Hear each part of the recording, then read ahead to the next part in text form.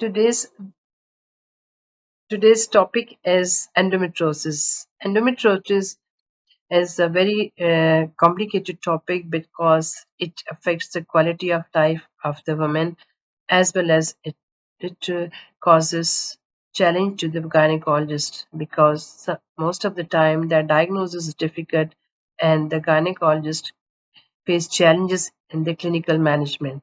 So let's discuss this topic in a clinical scenario. We know that endometriosis involves the presence of endometrial-like tissue outside the uterus causing chronic inflammation.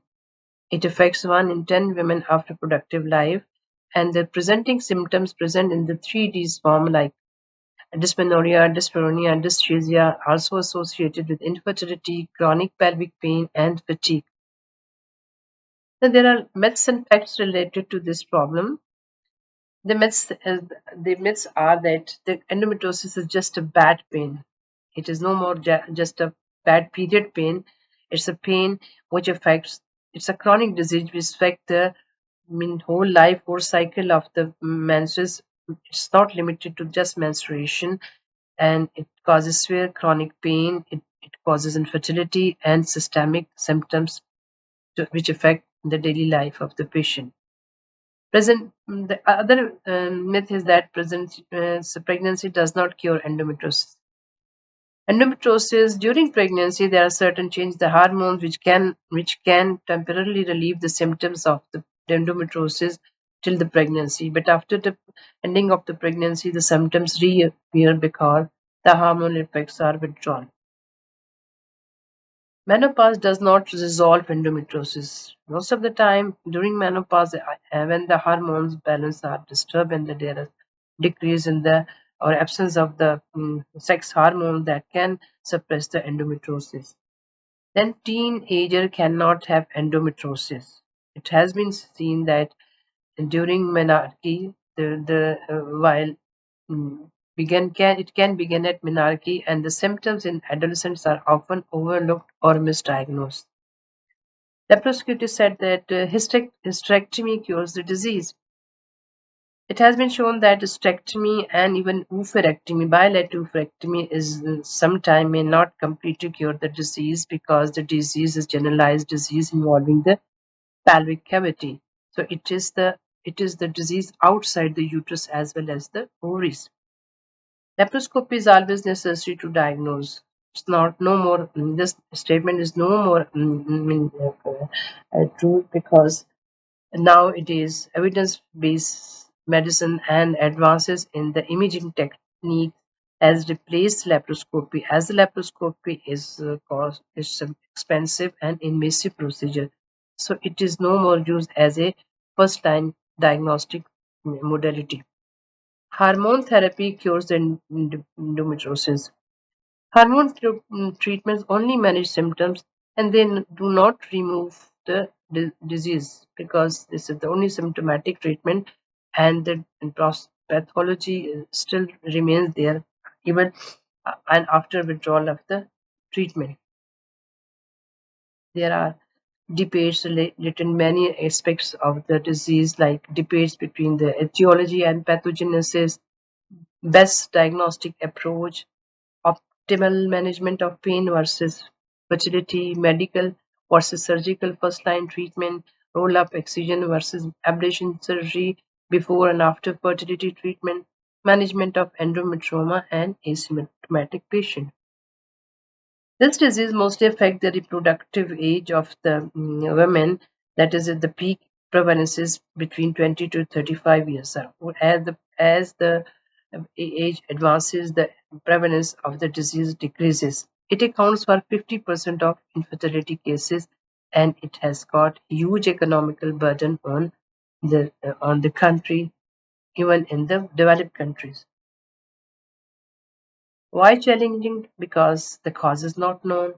Characteristics of the disease like a cancer, delayed diagnosis, complex and heterogeneous presentation, diagnostic problems, limited efficacy of current treatments, no definite agreement on treatment, recurrent nature of the disease, multidisciplinary care coordination, lack of awareness and advocacy, insufficient research and innovation. It's involved a multidisciplinary approach, the collaboration among the gynecologists, pain specialists, dietitians, and mental health professionals is necessary. There may be involvement of endometriosis surgeon like bowel surgeon, neurologist, thoracic surgeon, etc. Pain psychologists are also important in this team, and individualized care plan enhances patient outcome. There is variability in the clinical presentation. In about 20 to 30% of the cases, the patients are asymptomatic and they are incidentally diagnosed on certain occasions. And these are the patients where the diagnosis is delayed. Then the common symptoms are dysmenorrhea, non-cyclical pelvic pain, and chronic fatigue. The severity of this pain may also fluctuate and it is rarely constant. In severe cases, bowel and urinary symptoms may be present. Infertility is a common problem in this patient. In 50% of the in the 50% of infertility, there is history of endometriosis. There is no correlation between lesion size and symptom severity. There are diagnostic challenges because the diagnosis is usually delayed. It has been shown in the literature that there is average delay is 7 to 9 years. Then symptoms mimic other conditions like irritable bowel syndrome, PID, and UTI. Symptoms variability, suboptimal health provider, stigma around discussing gynecologic symptoms, social normalization of women's pain, lack of awareness among the patient and healthcare providers, and definite diagnosis requires invasive laparoscopy. Then the disease, as the progression of this is as the disease progresses, there are complexity of the problem. The problem starts with the pain, and the pain results into anxiety, depression, and reduced quality of life. Further, the fertility issues are added in the women's life that results also in the stressful condition, and that also affect the marital relation of the wife and husband. As the disease progresses, it results into chronic disease involving the pelvic organ, adhesions, and then um, uh, um, continuous progression of the disease. So the endometriosis is closely related with the stress, and stress is closely related with the endometriosis. As the endometriosis results into infertility, pain, and uncertainty, these all these all symptoms and the day-to-day life problem result into stress, and stress results into further aggravation of the endometriosis, and this cycles goes on and on. The five pillars of the diagnosis of endometriosis are clinical, that is the history and clinical examination; radiology, that is the imaging technique; surgery; pathology; and biomarkers. Imaging has got role in the diagnosis, but limited role in the patient where there is endometriomas or deep infiltrated region. So in those conditions, MRI and the ultrasound has got limited role. Laparoscopy, previously considered as a gold standard, but it is invasive and costly. So it has replaced the initial first-line investigation as the imaging technique, like the abdominal transvaginal abdominal ultrasound. No universally acceptable non-invasive biomarker is available till today. Diagnostic laparoscopy should be used when there is suspicion of the disease, but on ultrasound and MRI, the region is not present. It means that if on ultrasound or on MRI, the lesion is not detected, but still clinical picture shows or suspect endometriosis, then laparoscopy can be done. While doing the laparoscopy, the biopsy taken is very important because it will confirm the diagnosis of endometriosis, and also it will exclude the malignancy in the endometrioma.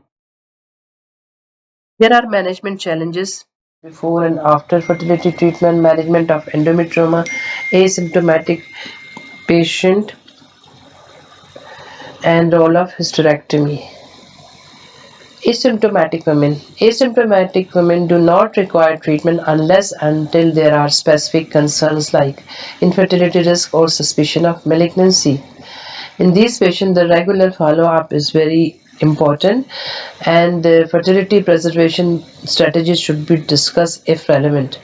Reassurance of the patient about the benign nature of the asymptomatic endometriosis and avoiding of the over-treatment. Now the treatment, first line treatment of course is it is considered to be the analgesics and the NSAIDs, but as NSAIDs cannot be used for a prolonged period of time causing their side effects on the stomach and other GIT problem, so they cannot be used as a modality for a long period of time. So the hormones remain as the first line therapy, and the hormones are in the form of combined may be cyclical or continuous, or the progestogens. The combined pills are progesterone and estrogen combination of the pill in the form of oral contraceptive pills.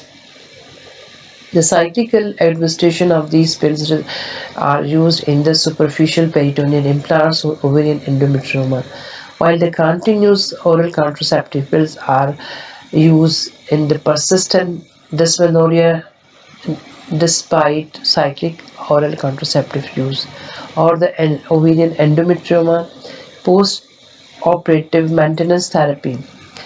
There is other modality of the hormones which are progestogen in the form of Dynogest or long levonorgestrel intrauterine device or other hormones, other progestogens. These are used when there is patient is having deep infiltrated endometrioma, ovarian endometrioma, or deep dyspareunia, or there is intolerance to the oral contraceptive pills, or these are ineffective, or they are contraindicated. Sometimes these are used in the post-operative maintenance therapy. The second line treatment, when the first line treatment fails, or there are contraindications to the use of the hormones, then the second line therapy can be used in the form of GnRH and antagonist, GnRH and agonist plus add-back therapy. This modality is used where there is intolerability or ineffectiveness of first line therapy. It can be used as a first line therapy in patients with deep infiltrated endometrioma and in cases of post-operative maintenance therapy.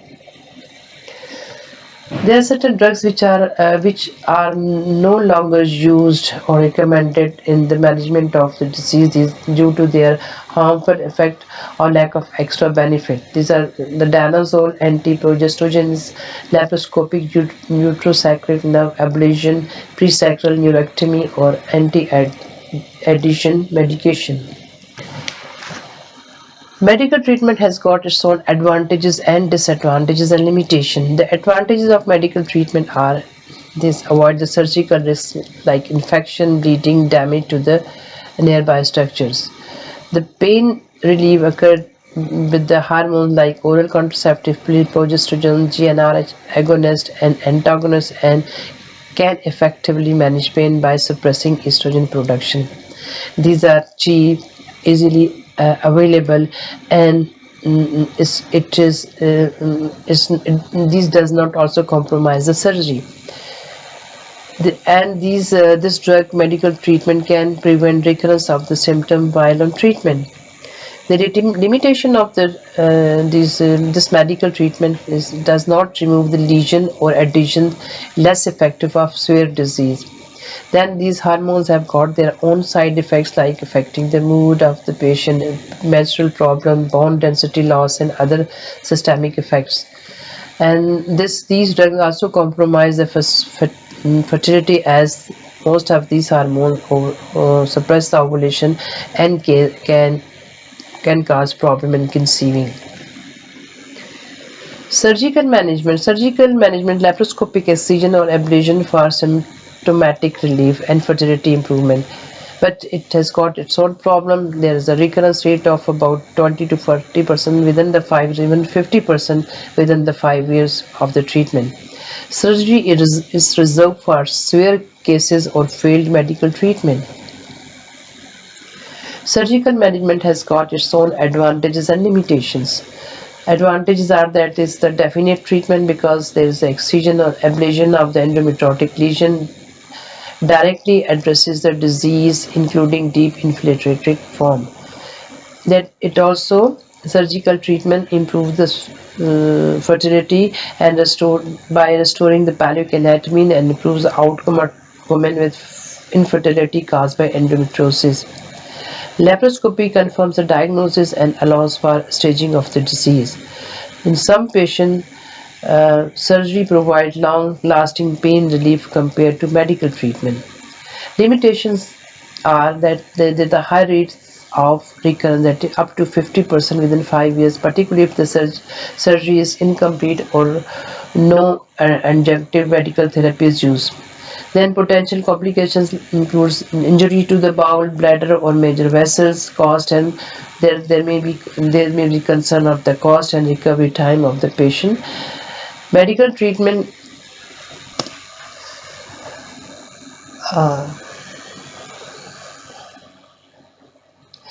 The limitations of the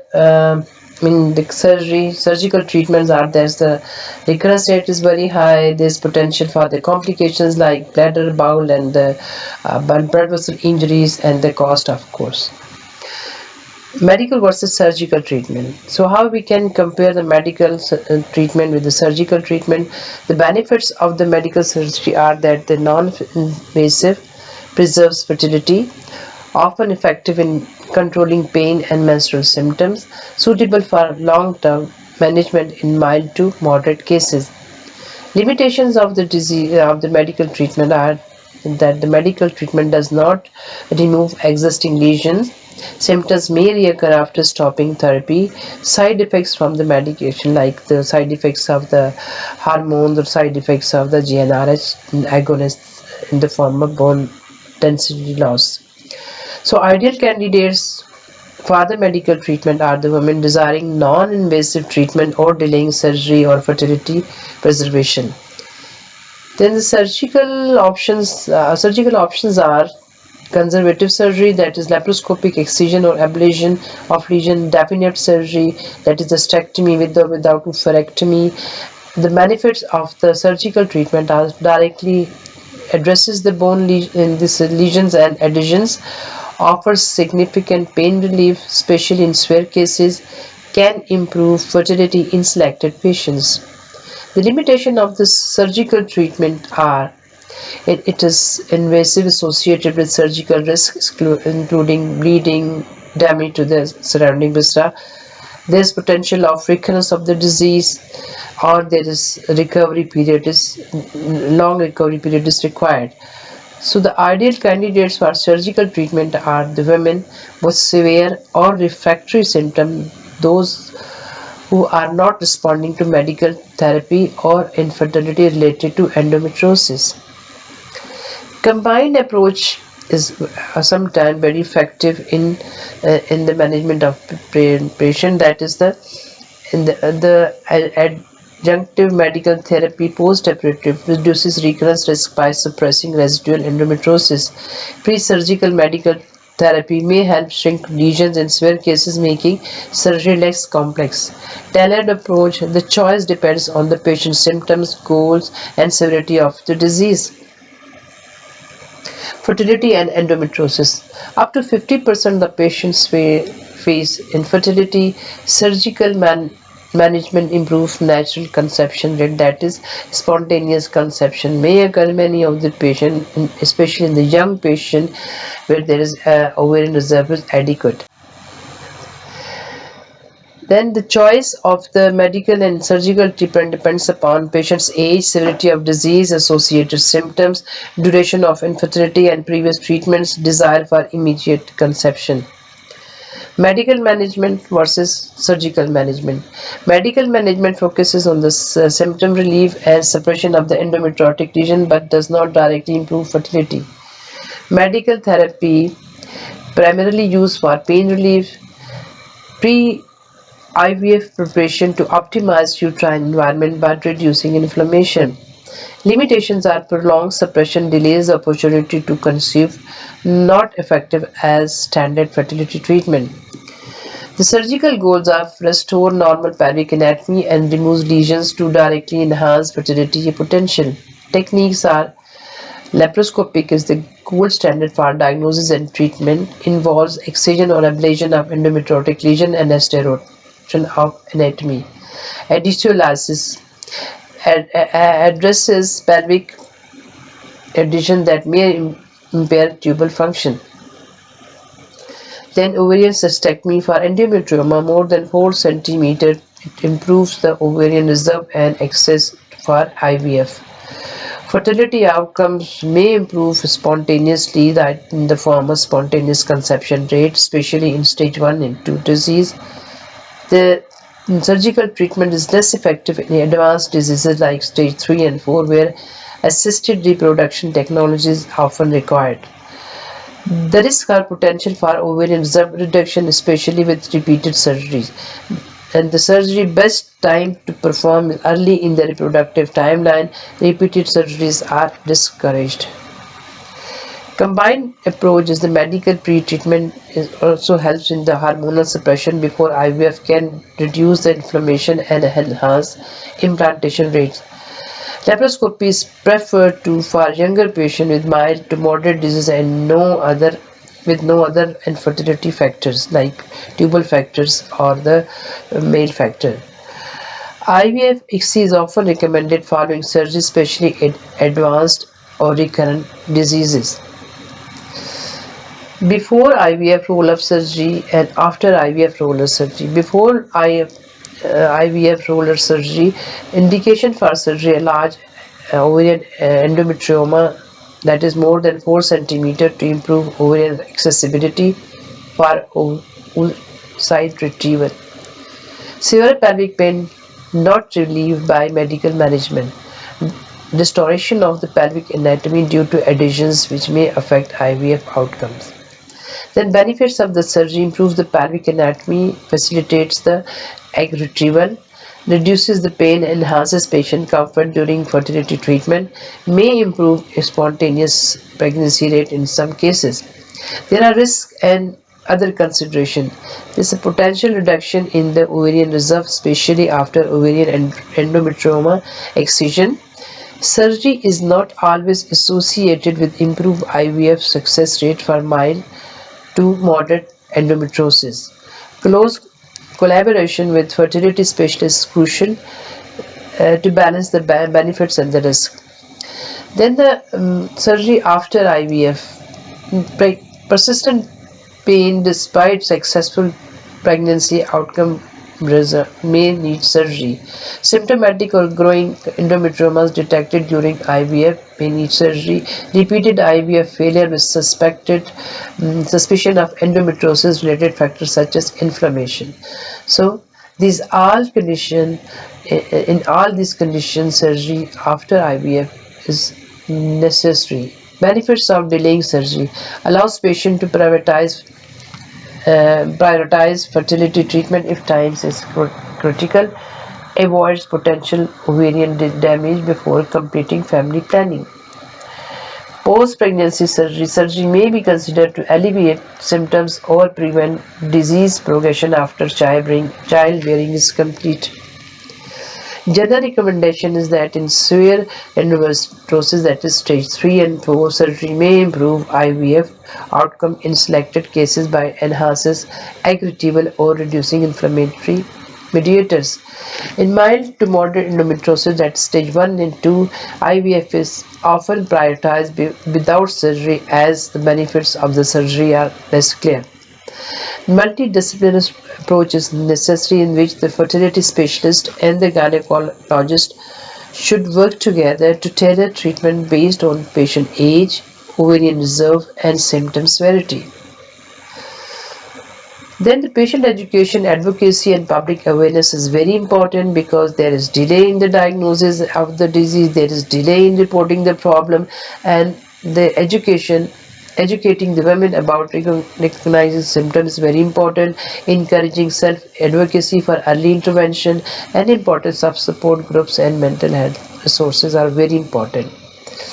There are multiple factors and multiple conditions which can improve the endometriosis awareness, like adolescents awareness, the parent and guardian awareness, the involvement of the social media and the advocacy and the diagnosis of the problem, and then workplace awareness, causing education material, providing education material and other thing, and helping in the working environment.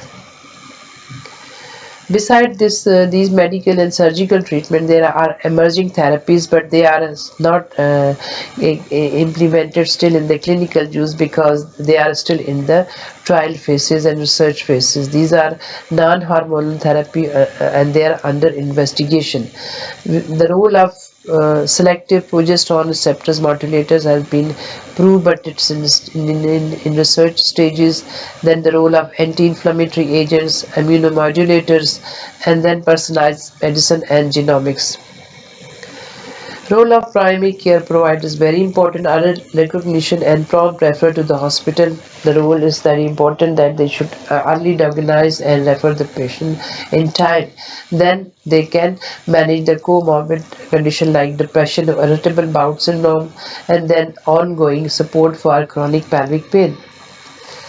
Health system barriers are also hindrance in the management of and diagnosis of these patients because there is limited access to the specialists, especially in rural areas, high treatment costs and insurance coverage issues, need for training and awareness programs for healthcare providers. Cost, there is the cost of the medical visit, imaging, surgeries and medications, absenteeism from the job and reduced productivity, impact on the relationship and mental health, especially the marital relationship. So in concluding the topic, the endometriosis is the chronic multifaceted condition requiring comprehensive care, timely diagnosis, patient-centered management, and ongoing research are vital. A call for raising awareness and improving access to care is very important.